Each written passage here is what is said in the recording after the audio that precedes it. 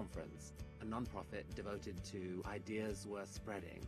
We grant free licenses to allow TED-like events to spread globally. This event today is based on the TED Conference format and ideals, but is independently organized by your local community. So please make sure to thank the team of volunteers who worked so hard on today's event. It's their ideas, dedication, and time that made it all possible. It's they who booked all the speakers, and the views you'll hear today are, of course, those of those speakers, not necessarily of TEDs. But we hope their talks spark an exciting conversation among you. This is a day for curiosity and for skepticism, for openness and for critical thinking, for inspiration and for action. The more you enter into it, the more you'll take out. And now, on with the show.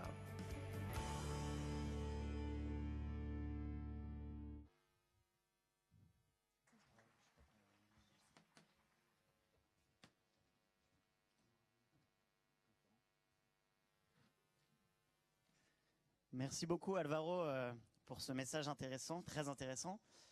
On va continuer à s'intéresser à la question de la perfection ou de l'imperfection dans le domaine de l'art.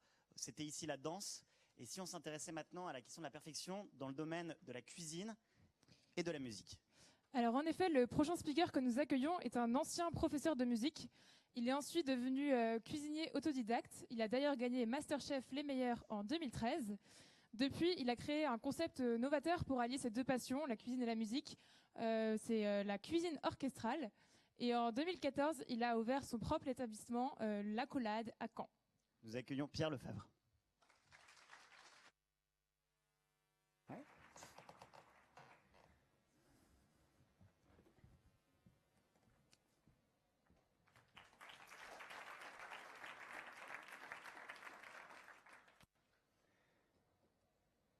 Quand j'avais 4 ans, je voulais être pâtissier.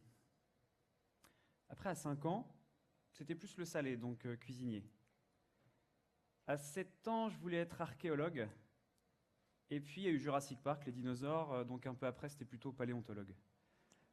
À 12 ans, comme la plupart des garçons dans les années 90 qui découvraient l'informatique, j'ai voulu être ingénieur en informatique. Puis à 14-15 ans, c'était l'architecture qui m'intéressait. Je suis arrivé au lycée. Effectivement, je ne savais pas encore vraiment ce que je voulais faire, donc on m'a mis en filière scientifique, comme les élèves à peu près brillants. À l'époque, c'était S.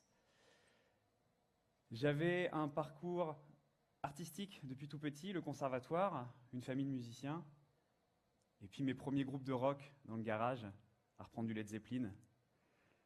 Et donc j'ai choisi à cette époque-là que je voudrais être ingénieur du son.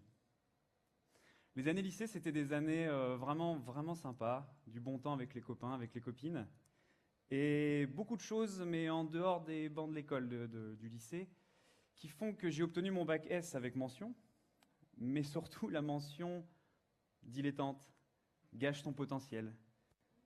Vous savez, un dossier scolaire un peu marqué d'appréciation de profs, un peu énervé par votre comportement, qui se fait un peu trop confiance, qui finit par avoir son bac, mais sans trop d'efforts.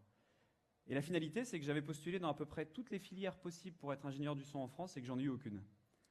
Donc je me suis retrouvé à la fac. Ça arrive, on peut s'en sortir. J'ai choisi musicologie.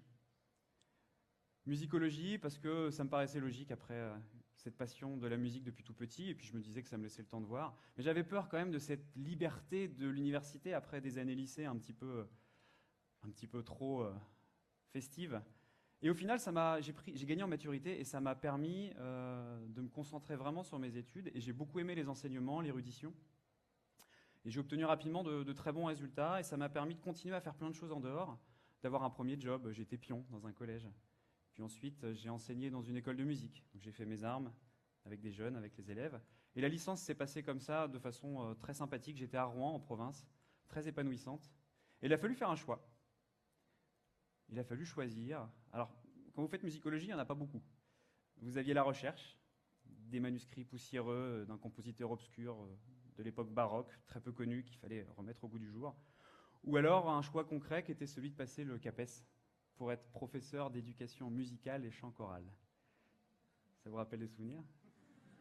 la flûte à bec, le collège, tout ça. J'ai passé le concours. Tout le monde disait, il y avait 90 places sur toute la France, donc c'était un concours difficile. Et tout le monde disait, ouais, c'est trop dur, fais autre chose. J'aimais bien cette idée de challenge, donc je l'ai passé. Et puis je l'ai eu. Et je me suis retrouvé donc à 22 ans, fonctionnaire, professeur de l'éducation nationale. Donc c'est une carrière qui commençait quand même dans la musique, mais un petit peu plus loin des studios d'enregistrement et de la scène. Ça s'est un peu gâté quand j'ai pris mon premier poste de TZR en Seine-Saint-Denis. Alors TZR, ça veut dire titulaire en zone de remplacement. En langage non académique, ça veut dire bouche-trou, dans des endroits où il manque du temps, des heures, et puis vous allez un petit peu comme ça, de façon très inconfortable, essayer d'enseigner dans différents collèges sur vos premières années de fonction, c'est-à-dire celles où vous êtes le moins bon. Et donc je me retrouve à Paris, dans l'académie de Créteil. Tout le monde te dit oh, « tu vas voir Paris, c'est génial, la vie culturelle, l'ouverture sur le monde ». Moi, la seule chose que je vois à ce moment-là, c'est d'arriver dans un appartement qui fait la taille de mon ancien salon, au 5e étage sans ascenseur, et puis tous les matins, c'est ligne 12 Convention jusqu'à Montparnasse, ligne 4 Gare du Nord, ligne H, train de banlieue, bus de banlieue, marche à pied, 1h15 pour atteindre mon collège de banlieue. La même chose le soir pour revenir. Le vendredi, un autre collège avec 7 classes de 3e d'affilée un vendredi après-midi. 7 classes de 3e, la flûte à bec, tout ça, 7 classes de 3e. Donc au bout de 6 mois, je craque. Au bout de 3 semaines quand même, il y a une bataille à coups de chaise dans ma classe. Donc je me rends compte qu'en fait, c'est un boulot d'éducateur. Je ne savais pas, on ne m'avait pas dit. Et au bout de 6 mois, je commence à ne plus être du tout copain avec la RATP, avec tous les retards et les soucis. Et puis les métros bondés. Donc je choisis l'option d'y aller en voiture, quitte à doubler ou tripler le temps de trajet, des fois sur le retour, les vendredis après-midi sur le périph'. Ça a le mérite par contre que quand vous êtes vraiment au bout du rouleau, vous pouvez pleurer tranquillement dans la voiture. Personne ne vous voit. Donc voilà mes premières expériences de prof, et rapidement je me dis qu'il y a peut-être un petit souci d'orientation. J'ai 24 ans, et à ce moment-là, je ne sais vraiment pas ce que je voudrais faire quand je serai grand. Déjà, la cuisine commence à me titiller.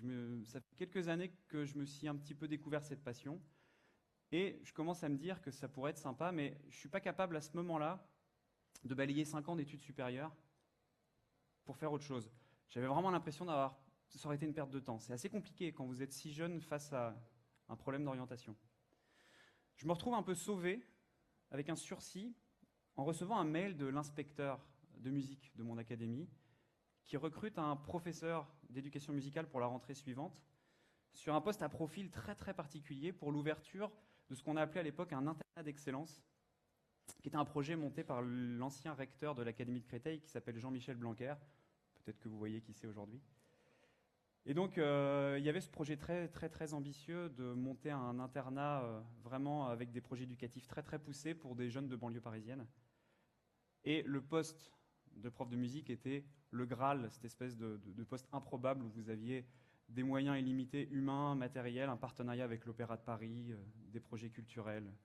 Un truc incroyable. Alors là, toujours, les mêmes qui vous déconseillent de passer le concours vous disent « Non, mais c'est pas la peine, il faut être agrégé, il faut être connu des inspections pour postuler. » J'avais qu'1 an d'expérience, TZR en Seine-Saint-Denis, donc dans la balance, il n'y avait pas grand-chose. Mais j'étais, je pense, autant motivé qu'en détresse avec ce boulot qui ne me plaisait pas. Et du coup, j'ai postulé, j'ai passé les entretiens et ils m'ont pris. Ils m'ont pris avec très peu d'expérience, mais je pense que j'ai dû apparemment faire la différence. Et là, j'ai passé 3 années exceptionnelles. 3 années exceptionnelles, professionnellement, humainement, des rencontres avec d'autres professeurs vraiment extraordinaires qui s'investissaient sur un projet vraiment très très motivant, très très inspirant. Des élèves qui, pour certains d'ailleurs, sont peut-être passés par cette école parce qu'on a vraiment envoyé des enfants et des jeunes vers des filières d'excellence. Et puis, c'était à la fois génial, mais en même temps, vous avez en 3 ans la possibilité de cocher toutes les cases que vous pouvez vouloir cocher dans votre carrière d'éducation musicale, de professeur d'éducation musicale. Et je me suis dit que de toute façon, il fallait que je fasse autre chose après, parce que je ne me voyais pas, à l'issue de ces 3 ans que je m'étais donné, retourner dans un collège lambda, c'était pas possible. À cette époque-là, il se passe une chose dans ma vie privée qui tombe au bon moment, c'est que ma compagne passe le concours de la magistrature et est prise, et du coup, l'école est à Bordeaux, et elle devait partir pour plus d'1 an en formation initiale à Bordeaux. Et du coup, moi, je ne me voyais pas du tout, je me voyais pas dans la possibilité de...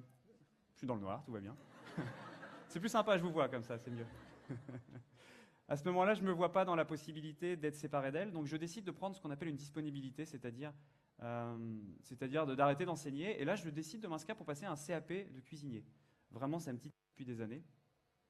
Et au final, quelques semaines avant ça, je regardais MasterChef à la télé, sur TF1, parce que j'aime bien la cuisine, donc je regardais les trucs de cuisine à la télé. Et je vois à la fin de la saison 3, casting ouvert. C'était la saison 2, pardon, à la fin de la saison 2. J'en parle à ma compagne, je lui dis, t'en penses quoi? Elle dit, vas-y, c'est pas très grave, enfin, de toute façon, il y a 24 000 candidats, voilà. Il y avait 24 000 candidats. Donc je remplis ce petit questionnaire, et puis on est en novembre 2011, j'oublie presque l'avoir fait, et là je suis en février 2012, 4 mois après, à la photocopieuse à l'internat, je reçois un coup de fil, je décroche. Salut Pierre, c'est Raphaël de Shine Productions pour ton inscription à MasterChef. Alors il parle comme ça et il te tutoie. Donc, c'est très bizarre parce qu'on m'appelait Monsieur Lefebvre à l'internat. On me vous voyait et puis tout d'un coup, je dis qu'est-ce qui se passe? Et donc le type me pose des questions, me demande si je sais faire une crème anglaise, des trucs un peu improbables. Et je suis en train de me dire mais oui c'est vrai, j'ai postulé à MasterChef. Je joue le jeu, je le dis à personne sauf à ma compagne. Et puis le casting dure, je remporte les étapes qui se succèdent et puis je me retrouve à présenter un plat devant le jury qu'on voit à la télé. Et ils me disent oui. Ah. C'était un samedi, et du coup, le lundi, je devais commencer le tournage de MasterChef. J'appelle en catastrophe mon proviseur adjoint à qui, forcément, je n'avais rien dit. Et je lui dis, écoute, je ne vais pas pouvoir être avec les élèves lundi parce que je me suis inscrit à MasterChef. Et ils m'ont pris. Mais attends, rassure-toi, il s'appelle Régis. Rassure-toi, Régis, il y a 100 candidats, ils vont en virer 20. Ouais, j'ai duré 2 jours. Donc je commence le lundi, il est un peu en panique pour me faire remplacer. Et je sors de ce tournage 3 mois après, en finale, après être passé par le désert du Sahara pour faire un tagine, cuisiné au pied des chutes du Niagara, dans un palace à Monaco, sur une plage en Corse. Je ne vais pas m'étendre sur le sujet, parce que sinon je vais prendre tous les temps de parole des autres speakers, et il y a des replays pour ça si vous voulez voir un peu à quoi ça ressemblait. Mais forcément, ça change une vie. Ça change une vie, et ça met aussi la charrue avant les bœufs. Parce que qu'est-ce qui se passe? Il y a des millions de téléspectateurs qui se mettent à vous connaître. Moi, j'avais ce projet de changer de vie pour la cuisine, mais ça a été un accélérateur de particules. Et les gens vous prennent pour un grand chef. Sauf que moi, j'étais juste un prof de musique passionné par la cuisine, qui avait réussi d'aller aussi loin dans ce concours de cuisine, mais j'étais pas encore professionnel. Donc ça m'a d'autant plus convaincu que j'avais ce besoin de prendre le temps de me former, de faire ce fameux CAP que j'ai fait en effectuant des stages dans la région de Bordeaux qui étaient très importants pour moi. Mais j'ai aussi dû refuser des opportunités très alléchantes, des places dans des structures d'exception qu'on me proposait en tant que chef. Mais je savais à ce moment-là de ma carrière que je n'étais pas encore prêt, que je n'avais pas cette crédibilité. Et j'y attachais beaucoup d'importance. Je me rappelle quand j'étais plusieurs années auparavant en train de regarder la Nouvelle Star à la télé ou ce genre de choses. En tant que musicien de formation de conservatoire, je voyais les gens qui pensaient devenir chanteur en 3 mois et je disais mais attends, détends-toi, il faut faire 10 ans de conservatoire pour être musicien. Donc voilà, pour moi, ce n'était pas possible de devenir cuisinier grâce à la télé. Donc j'ai passé mon CAP et à 27 ans, je suis devenu cuisinier. Beaucoup de gens me demandaient comment tu peux passer de la musique à la cuisine. Finalement, j'y ai trouvé beaucoup de points communs. Déjà, c'est un travail manuel, un travail d'expression, un travail de sensation. On doit apprendre un vocabulaire, un langage. C'est nécessaire de passer par des classiques avant de pouvoir improviser. Tout le monde mange, tout le monde écoute de la musique, c'est quelque chose qui nous identifie, et c'est ce qui fait que la rencontre avec l'autre ou le voyage est enrichissant. Mais la cuisine et la musique sont aussi des médias. On peut véhiculer des idées, des engagements, même faire de la politique. Je pense à Jimi Hendrix sur la scène de Woodstock, qui joue l'hymne américain en pleine guerre du Vietnam et qui fait entendre des bruits de bombes avec sa guitare électrique. Ou alors un cuisinier engagé, que j'essaie d'être moi au quotidien dans mon restaurant, qui va travailler de façon vertueuse des légumes issus de l'agriculture bio en circuit court, de la pêche durable, d'essayer de proposer à la carte des vins sans chimie, avec peu de sulfite. Il y a aussi, au-delà de ça, cette idée de fulgurance, le jazz. Jouer sans partition, cuisiner sans recette. L'émotion d'un instant, l'expression d'un moment.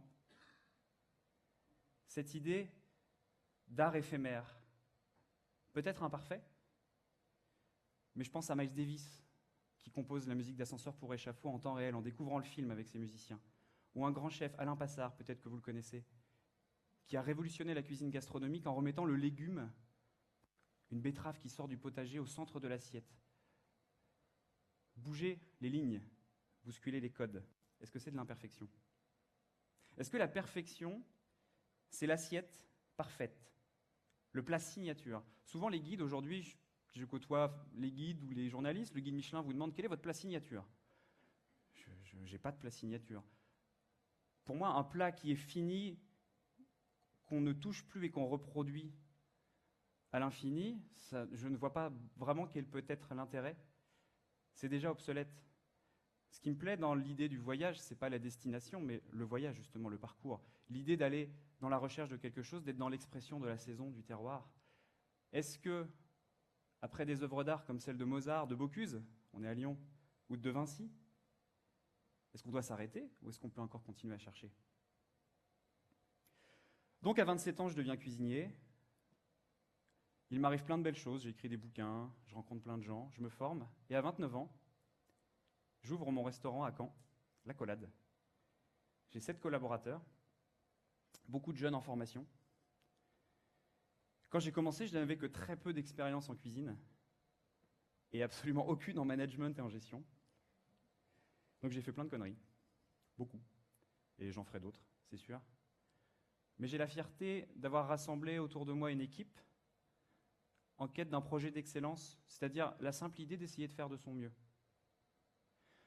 Ça prend du temps, beaucoup de temps, et on apprend à en accorder. Quand j'avais 20 ans, à peu près votre âge pour certains, j'accordais beaucoup d'importance au temps qui passe. Vous imaginez l'idée d'un redoublement ou d'une réorientation comme un échec. Passé 30 ans, on change de référentiel. J'ai 2 enfants, et c'est amusant comme le temps va de plus en plus vite à mon âge, et en même temps, on a vraiment la capacité de s'en accorder.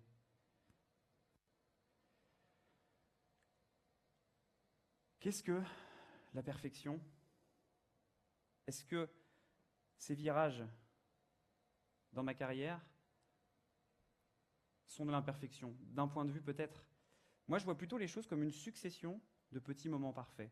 Mon premier concert, après les répétitions de Led Zeppelin dans le garage, le passage du CAPES, la transmission à des élèves, la rencontre amoureuse, Masterchef, une épreuve avec Joël Robuchon, l'ouverture d'un restaurant ou bien sûr la naissance de mes enfants. Alors certains vous diront, oui, mais tu as perdu du temps, les réorientations, on peut voir le verre à moitié vide, les couches à changer, les nuits sans sommeil. Toute situation a ses inconvénients. Je pense que l'idée d'une vie peut-être parfaite ou d'une quête d'épanouissement personnel, c'est d'être à l'écoute de son environnement et de rechercher sa vérité, d'entreprendre, d'oser, de se tromper, de se questionner. Et pour ma part, je ne sais pas encore ce que je voudrais faire quand je serai grand.